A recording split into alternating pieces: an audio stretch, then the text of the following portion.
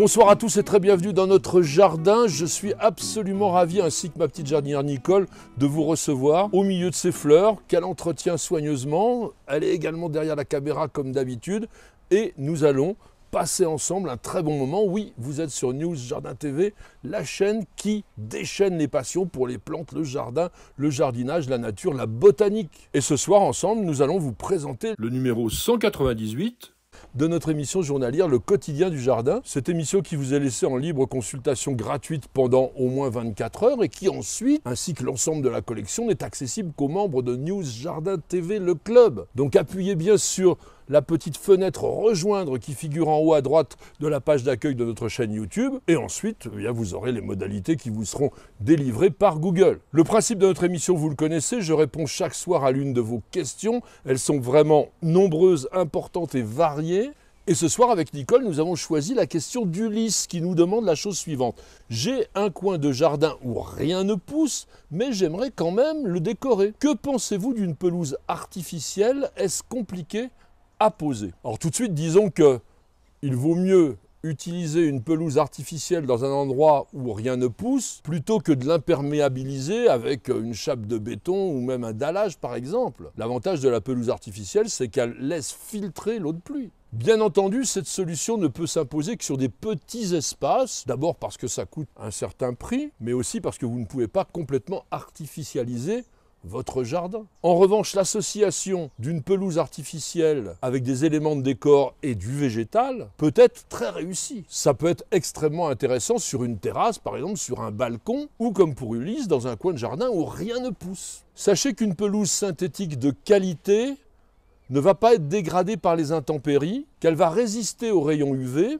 du soleil et au piétinement. Je reviens sur la perméabilité qui est très importante. La pelouse doit pouvoir laisser s'écouler au moins 3 mètres cubes par heure et ne pas former de flaques. Alors bien sûr, une pelouse artificielle, un gazon synthétique, comme on dit couramment, n'est pas quelque chose de très écologique. Mais sachez qu'une fois installée, elle ne va consommer ni eau, ni engrais, ni bien sûr de pesticides, et qu'elle n'aura pas besoin d'être régulièrement tondue, donc vous allez économiser aussi du carburant, c'est-à-dire des énergies fossiles. Et puis autre avantage aussi, elle ne va pas produire de déchets organiques qui nécessitent un recyclage. Donc il y a un certain confort autour de cette pelouse artificielle. Mais comme je vous le disais, c'est synthétique et les produits de qualité sont fabriqués avec des fibres qu'on appelle monofilaments. Elles sont en polyéthylène pour les brins qui sont droits et en polypropylène pour ceux qui sont frisés ou torsadés. Parce qu'il faut mélanger les deux pour avoir un aspect naturel.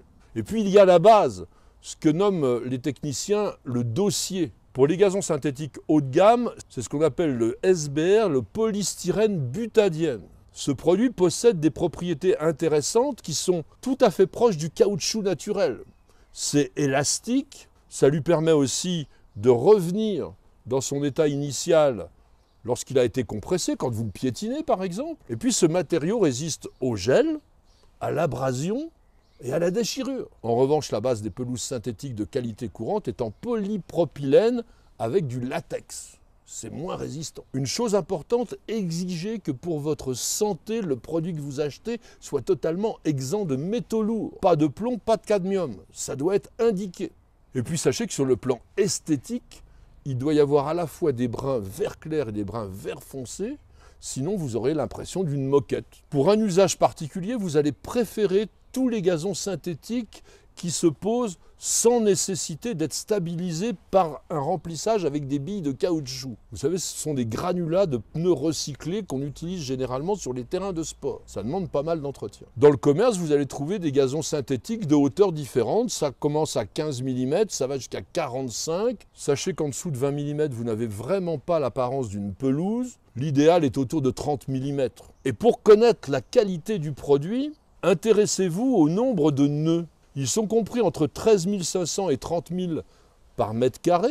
Et puis il y a aussi le serrage des fibres. On va compter entre 130 et 230 points par mètre linéaire. Bien entendu, plus il y en a, et meilleure est la qualité.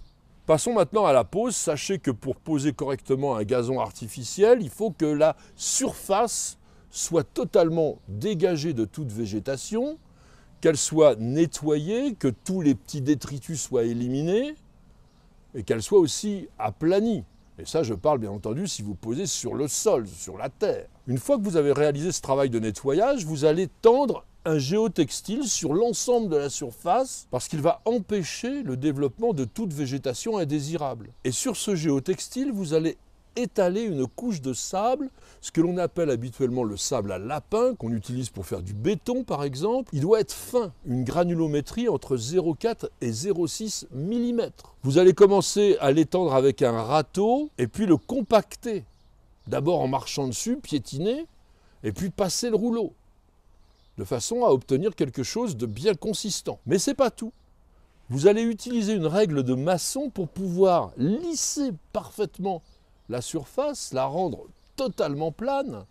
Alors ça, c'est sur une toute petite surface, parce que vous pouvez aussi vous amuser à faire des montées et des descentes, des petites buttes pour donner une impression peut-être un peu plus naturelle, mais ça, c'est plus délicat quand même. Essayez plutôt quelque chose de plane. Une fois que votre surface est bien préparée, vous allez dérouler le rouleau de gazon synthétique. On en trouve en 1, 2, 3 mètres de large. Et attention, il faut surtout respecter le sens des fibres et poser tous les laits dans le même sens.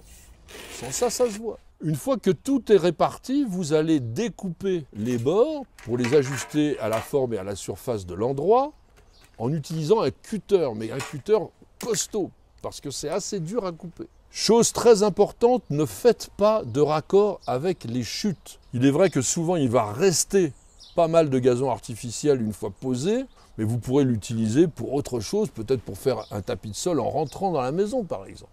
Maintenant, pour la fixation, si vous avez posé votre gazon synthétique sur le sol, sur la terre, eh bien, on va utiliser des cavaliers métalliques.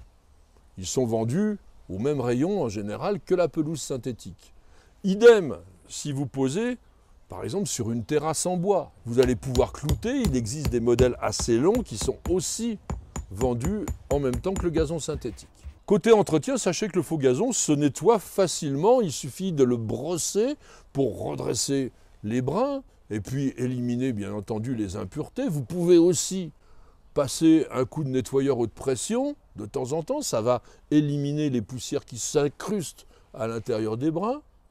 Et puis, si vous avez une balayeuse aspirateur, pourquoi ne pas l'utiliser? La longévité d'une pelouse synthétique en usage domestique est entre 7 et 10 ans en moyenne. Ça dépend bien sûr de la qualité du produit que vous avez acheté. Et puis un petit dernier conseil pour terminer, évitez vraiment d'installer une pelouse synthétique dans un endroit trop ensoleillé. Parce que contrairement au gazon naturel qui joue un rôle, on va dire, de régulateur thermique, eh bien la pelouse synthétique, elle emmagasine la chaleur et la restitue ensuite, ce qui peut, dans les endroits ensoleillés, ne pas donner la sensation de confort qu'on attendrait de cette fausse pelouse. Merci à tous et à chacun de nous avoir suivis. J'espère que vous avez été intéressés, même si ce n'est pas exactement un produit habituel que l'on présente sur la chaîne News Jardin TV, mais ça peut être très utile et vous rendre de fiers services. D'ailleurs, vous verrez, on en a installé un et ça rend pas mal du tout dans notre petit jardin.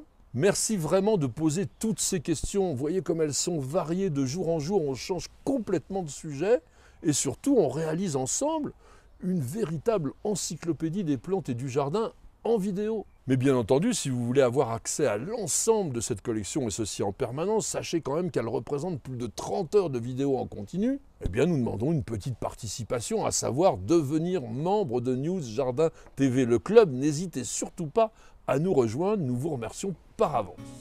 Madame, monsieur, nous vous souhaitons de passer une excellente soirée et nous vous donnons rendez-vous dès demain pour de nouvelles aventures jardinières et bien sûr un nouveau numéro de notre émission journalière Le Quotidien du Jardin, c'est sur News Jardin TV et nulle part ailleurs.